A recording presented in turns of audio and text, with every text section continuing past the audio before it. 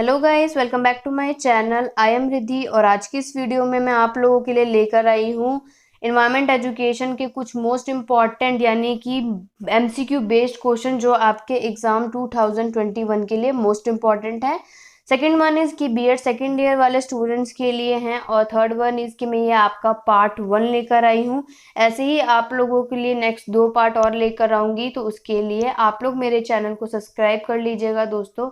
अगर आप लोग मेरे चैनल को आज फर्स्ट टाइम देख रहे हैं तो अगर आपके वीडियो बेनिफिशियल है तो इसके लिए आप मेरे चैनल को सब्सक्राइब करके बेल आइकन को प्रेस कर दीजिएगा, जिससे कि लेटेस्ट अपडेट आप लोगों तक जल्दी पहुंच जाए।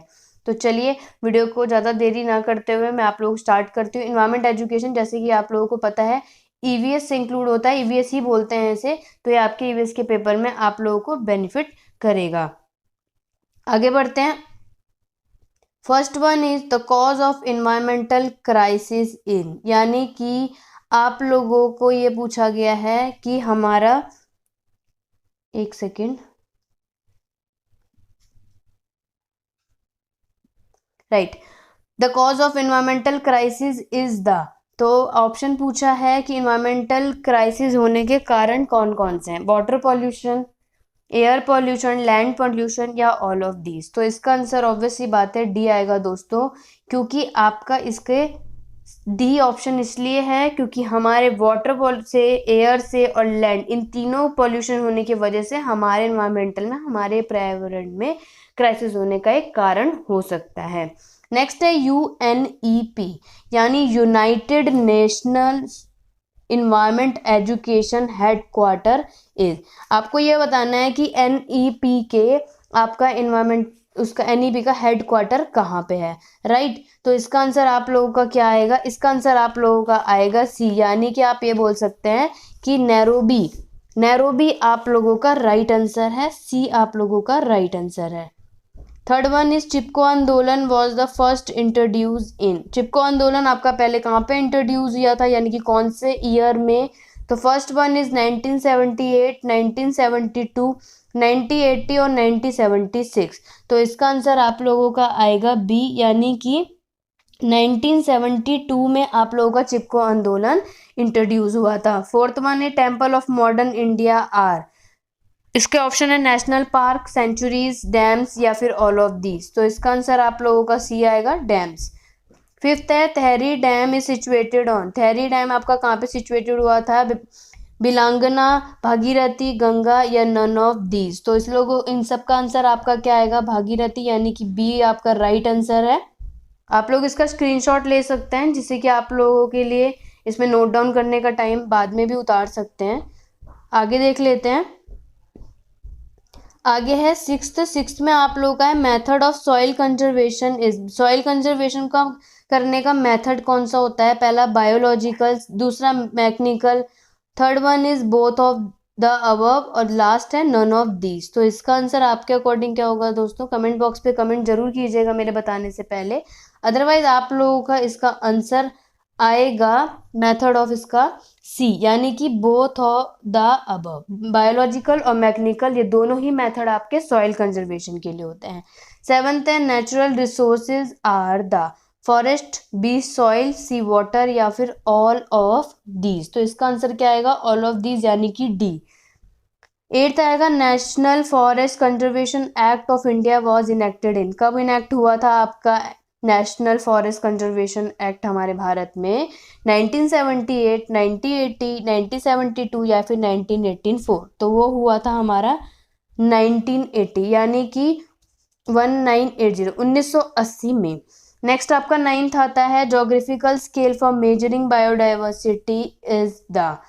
तो पहला है beta diversity, alpha diversity, gamma diversity या डी है ऑल ऑफ दीज। तो इसका आंसर आपका आएगा ऑल ऑफ दीज, यानी कि बीटा, अल्फा और गामा डाइवर्सिटी ये तीनों ही आपके जोग्राफिकल स्केल को मेजर करने के लिए है।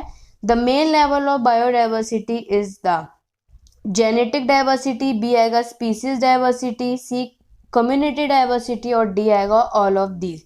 तो इसका आंसर आपका आएगा ऑल ऑफ दीज, यानी कि जेनेटिक, स्पीसीज और कम्युनिटी डाइवर्सिटी ये तीनों ही आपके मेन लेवल हैं बायोडाइवर्सिटी के। चलिए आगे बढ़ते हैं। 11th में आप लोगों का आता है need for integration of diversity with, यानी कि आपको इंटीग्रेशन ऑफ डाइवर्सिटी में किसकी ज़रूरत पड़ती है। पहला है साइंस, दूसरा है टेक्नोलॉजी, तीसरा बोथ ऑफ दीज और चौथा है नन ऑफ दीज। तो इसका आंसर क्या आएगा, इसका आंसर आप लोगों का आएगा सी, यानी both the above. Science and technology दोनों ही आप लोगों के इंटीग्रेशन फॉर डाइवर्सिटी की ज़रूरत होती है। 12th आएगा cause of threat to biodiversity is the, पहला डिजीज, दूसरा हैबिटेट लॉस, तीसरा डिग्रेडेशन या फिर पॉल्यूशन, और डी आएगा ऑल ऑफ दीज। तो इसका आंसर आप लोगों का डी आएगा ऑल ऑफ दीज, तीनों ही इन चीजें में इंक्लूड होती हैं। 13th है nature of Indian oil is the, red soil, black soil, alluvial soil या फिर all of these. 13th month का आंसर आप लोगों के अकॉर्डिंग क्या होगा दोस्तों, कमेंट बॉक्स पे कमेंट कीजिएगा, जिससे कि आप लोगों के काफ़ी हेल्प होगी कि आप लोगों को कितनी नॉलेज है इनसे रिलेटेड। तो 13th का आंसर आप लोगों का नेचर ऑफ का आएगा ऑल ऑफ दीज, यानी कि रेड सॉइल, ब्लैक सॉइल और एलुवियल सॉइल, तीनों ही सॉइल हमारे नेचर ऑफ इंडियन सॉइल है। 14th है major for conservation of biodiversity is the, पहला है नेशनल पार्क, बी है सेंचुरी, सी है जूलॉजिकल गार्डन या फिर डी है ऑल ऑफ दीज।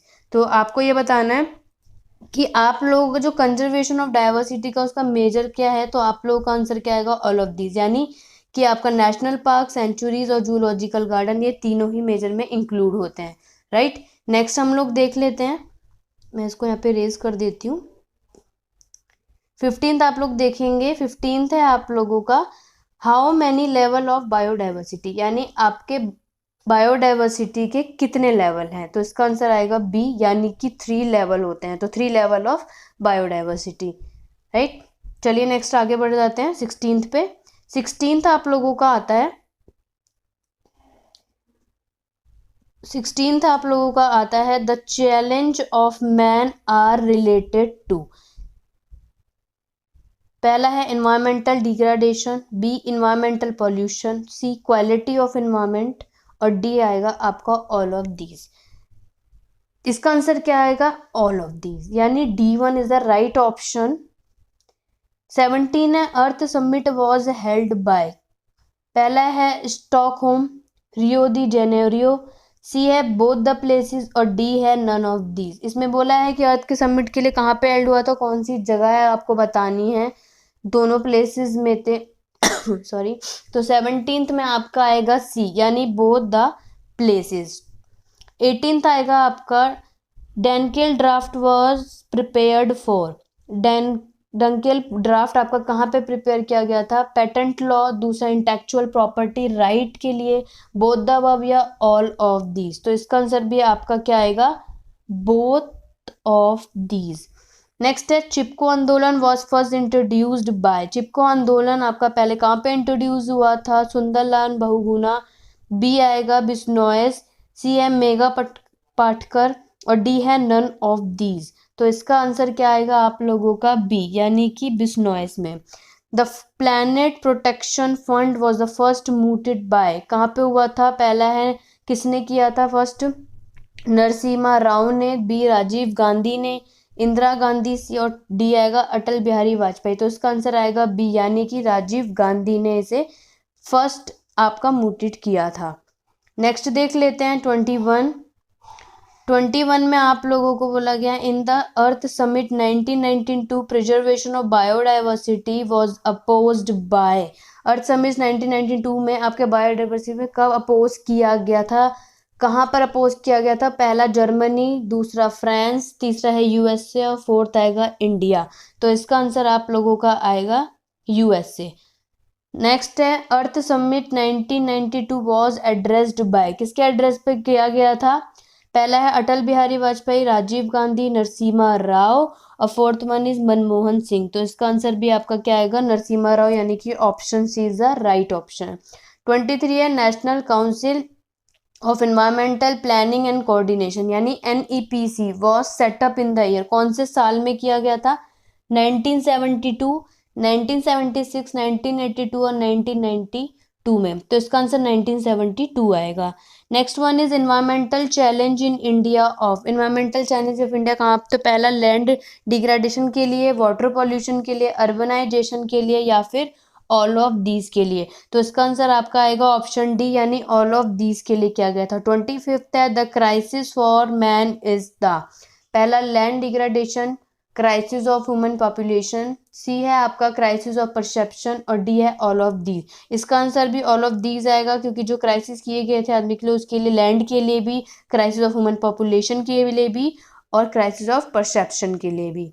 राइट, चलिए आगे बढ़ते हैं 26 पे।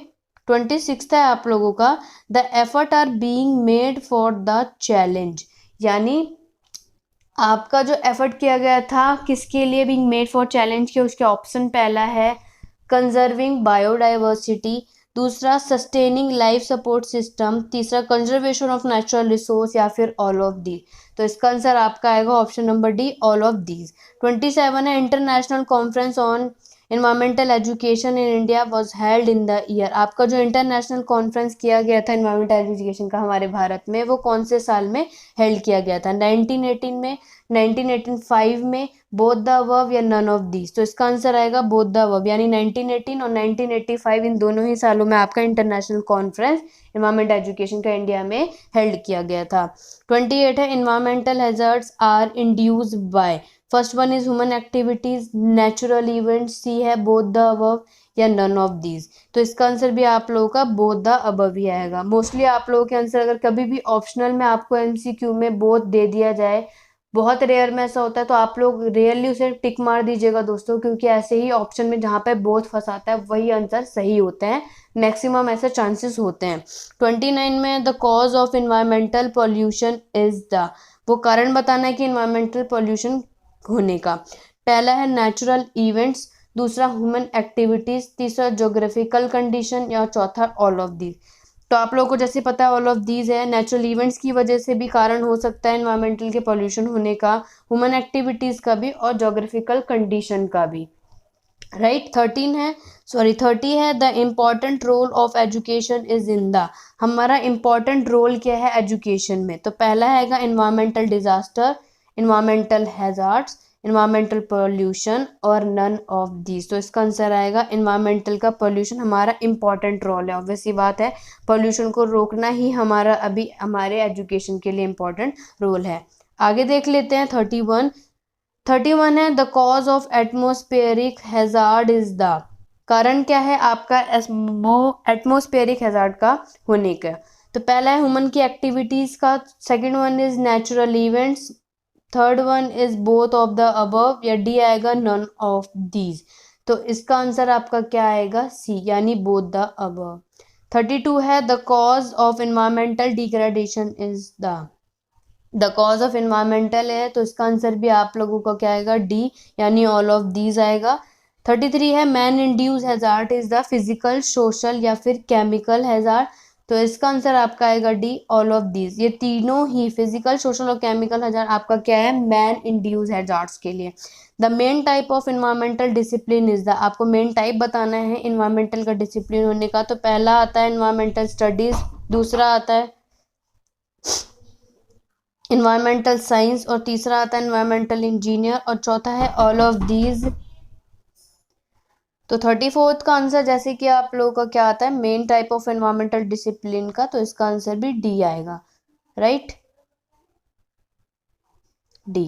35 लास्ट है आप लोगों का the headquarter of environmental education is at, environmental education का हेडक्वार्टर कहाँ पे है? First Bengaluru, second is New Delhi, third is Ahmedabad या लास्ट है भोपाल। तो इसका आंसर आप लोगों का आएगा अहमदाबाद में आपका इन्वायरमेंटल एजुकेशन का हेडक्वार्टर है। आई होप आप लोगों को ये वीडियो अच्छी लगी होगी दोस्तों। मैं नेक्स्ट वीडियो जल्दी अपलोड करूंगी, तो चैनल को सब्सक्राइब करिएगा। अगर आपको ये वीडियो पसंद आई होगी तो लाइक ज़रूर कीजिएगा। कोई भी क्वेरी हो आप लोगों को तो आप लोग मुझे कमेंट बॉक्स पे कमेंट कर दीजिएगा। अदरवाइज मेरा डिस्क्रिप्शन बॉक्स में इंस्टाग्राम का लिंक है, आप मुझे वहाँ पे मैसेज कर सकते हैं कि आप लोगों को किस तरीके की हेल्प है, कोई ऐसी वीडियो चाहिए जो मेरे चैनल पे अभी तक अपलोड नहीं है, तो मैं उसे जल्द से जल्द आप लोगों के लिए अपलोड कर दूंगी।